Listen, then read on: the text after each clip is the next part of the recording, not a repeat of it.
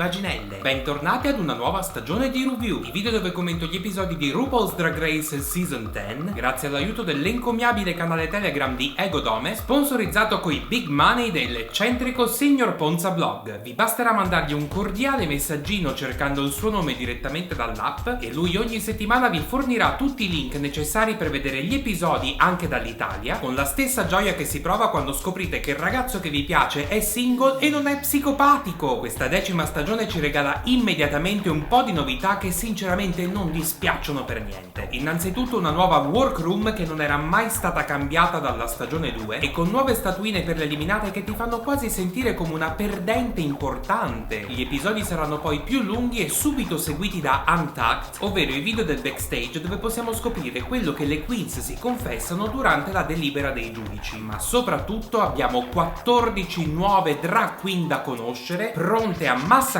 per diventare la prossima drag queen superstar. Facciamo un gioco adesso, ve le presento tutte e man mano che entrano vi dico quali drag del passato mi ricordano, perché non so voi ma a me diverte un casino cercare le somiglianze con le vecchie concorrenti. La prima ad arrivare è Eureka, che è stata ripescata dalla stagione 9 perché si era infortunata ad un ginocchio e RuPaul ha dovuto mandarla via per motivi medici. E ovviamente lei mi ricorda Eureka, che tra un'operazione alla rotula e un'altra ha fatto un giro a Rio de Janeiro ed è diventata una cosplayer di un pappagallo. Poi arriva Asia O'Hara, 35 anni da Dallas, che con questo look mi ricorda un po' Roxy Andrews in All Stars 2 versione black e tutta tirata come l'elastico delle mutande di Adinolfi. È una pageant queen che sono rinomate per essere molto belline ma per non saper fare una mazza, fatta eccezione per Trinity Taylor e quindi le concediamo il beneficio del dubbio. Miss Cracker, 33 anni da New York, sembra la gangia e strangia che ha fatto un bambino con Barbie Xanax e sembra anche una portatrice sana di drama, cosa che già me la fa piacere un sacco. Yuha Yamasaki, 27 anni da New York, è la versione cinese di Bianca del Rio, ovvero la copia poraccia e tarocca. Però non scrivete questa cosa su Twitter sennò poi vi dicono che siete dei razzisti. Blair St. Clair, 22 anni da Indianapolis, è un dannatissimo bambino. No, sul serio, non credo abbia mai raggiunto la pubertà. È una Broadway baby tanto caruccia e un po' vintage. Mi ricorda vagamente Ivy Winters per via della sua personalità un po' innocentina, che poi tanto innocente non è visto che su di lui pende una sentenza per guida in stato di ebbrezza. Excuse me? Monet Exchange, 27 anni da New York, entra con un look ed un make-up identico spiccicato a quello di Bob the Drag Queen, però più carino. E a parte urlare ogni 2x3 non è che mi abbia fatto una grandissima impressione. Cameron Michaels, 31 anni da Nashville, sembra Barbie regina delle palestre, perché quest'anno abbiamo un palestratissimo istruttore di fitness tra le concorrenti, che gli autori hanno deciso di inquadrare solo per l'abbondanza inguinale e di cui tutti vanno già pazzi. Tutti tranne me ovviamente, perché quella faccia equina mi mette un filino d'ansia. Mayhem Miller, 35 anni da Riverside, ci propone una sua versione meno strabica di Kennedy Davenport e ci sbatte in faccia immediatamente tutte le sue drag mothers. Morgan McMichaels, Delta Work, Detox, così, due nometti a caso proprio. Khloe Kardashian Williams, 27 anni da Albuquerque, dal collo in su è Pheromone e dalle tette in giù è Cynthia Lee Fontaine con il suo cucù sculettante che vorrei ben sperare non sia la sua unica dote. Monique Hart, 31 anni da Kansas City, ovvero il ritorno di Dida Ritz versione glamour, dancing queen, hair queen, sostiene di essere la migliore in tutte insomma. Per ora è la migliore scimmia urlatrice della puntata che mi ha sfondato i timpani.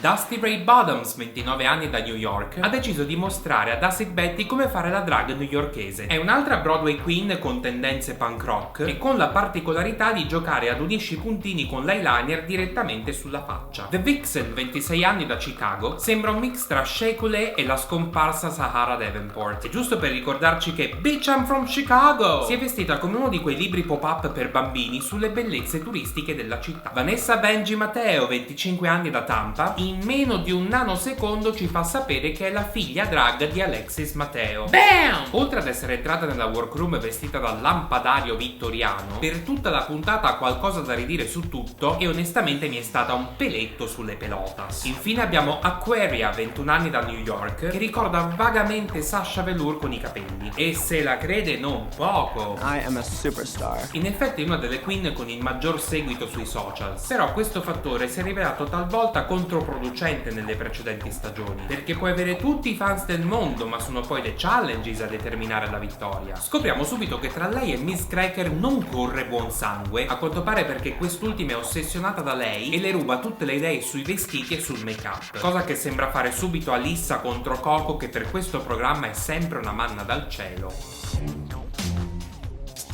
We're both doing like the same brows now too.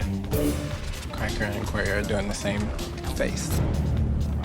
I just saw. Saranno anche piuttosto interessanti le dinamiche tra le New York Queens e le altre, perché in genere tutte le drag che provengono dalla grande mela sono sempre molto combattive con un po' di puzza sotto al naso, decisamente molto più agguerrite delle pageant queen. Quindi per quel che mi riguarda questa stagione parte già benissimo. Come through season 10! Finalmente riusciamo di nuovo a vedere una mini challenge degna di questo nome e finalmente vediamo una vera pit crew al completo che porco Putin, se mi togliete ste due cose pure quest'anno, giuro che pianto un casino che a RuPaul esplodono tutti gli Emmy Awards in casa, va bene? Fatta questa premessa, la mini challenge prevede una sfilata improvvisata davanti ad una manciata di ex concorrenti, probabilmente quelle che erano disponibili al momento, visto che c'era veramente della gente a caso. Un po' tutte fanno quello che ci si aspetta, assaggiano, si strappano i vestiti, si lanciano ovunque, tentano di fare la ruota e soprattutto fanno death drops come se non ci fosse un domani, un dopodomani, nemmeno una settimana prossima. E alla fine vince Monét X Change per aver tentato un triplo death drop, anche se a me è sembrato un po' moscia in generale. Ma vabbè, poco importa, perché la cosa interessante è la prima main challenge, dove possiamo scoprire veramente di che pasta sono fatte. E per questa prima prova si torna indietro nel tempo fino alla primissima sfida mai fatta nel programma,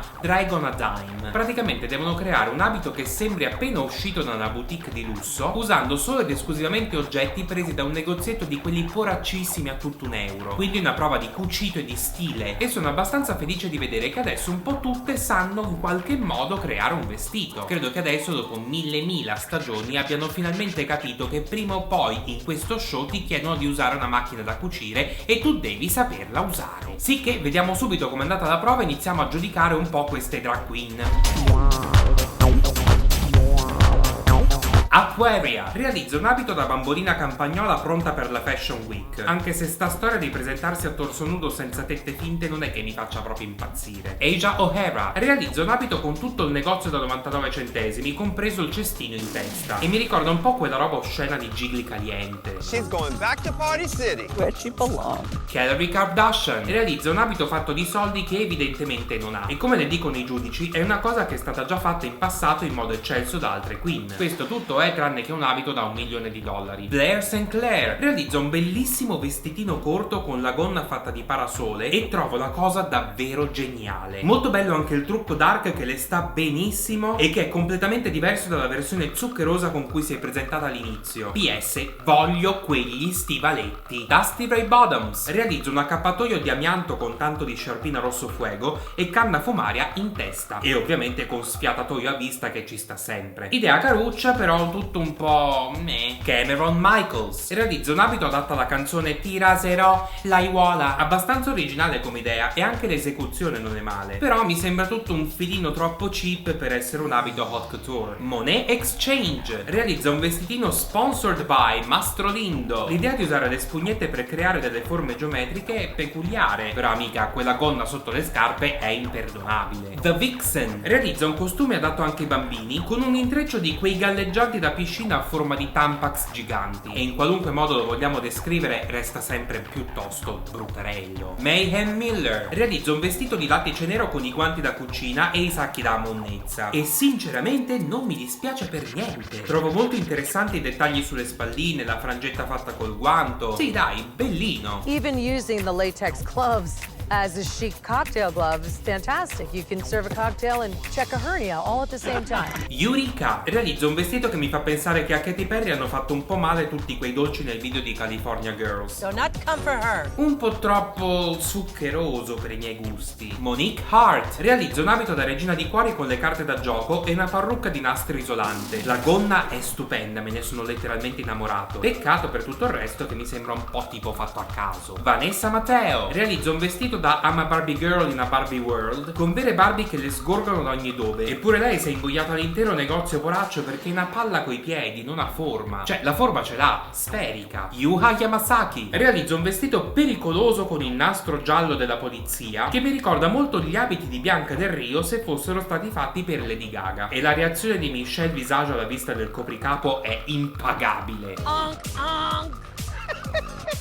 I didn't get it. It's an ankh on her head. Oh, that's an ankh? Miss Cracker realizza un abito da funerale sexy al mare che a prima vista non mi è piaciuto subito, però poi ho apprezzato tantissimo, soprattutto per l'uso che ha fatto dei cappelli per creare quelle ondine blu attorno al corpo. Prima di decretare la vincitrice e i perdenti, RuPaul però fa un annuncio. There's one more queen I'd like to add to this competition. Please welcome back to the main stage, Pheromone. Ma in realtà, come sappiamo da settimane, si tratta di Christina Aguilera, che tutti noi ricorderemo per essere stata una cantante ad un certo punto della sua vita e per essere ingrassata dopo anni di anoressia giovanile, come se la cosa fosse poi interessante. E per quanto lei sia super carina dimostrando nel backstage di essere anche un'adorabile frociarola da manuale, trovo tutta sta sceneggiata un po' patetica. Voglio dire, l'anno scorso abbiamo avuto Lady Gaga e tutta la puntata è girata intorno a lei. Capisco che Christina Aguilera sia solo un caro ricordo dei primi anni 2000, però dai, potevano fare qualcosa di più, che ne so, una sfilata a tema burlesque, una lip sync extravaganza, usare il tema delle pop stars, qualunque cosa sarebbe andata bene, ma non fatele solo cacciare degli urli a caso che a una certa anche basta.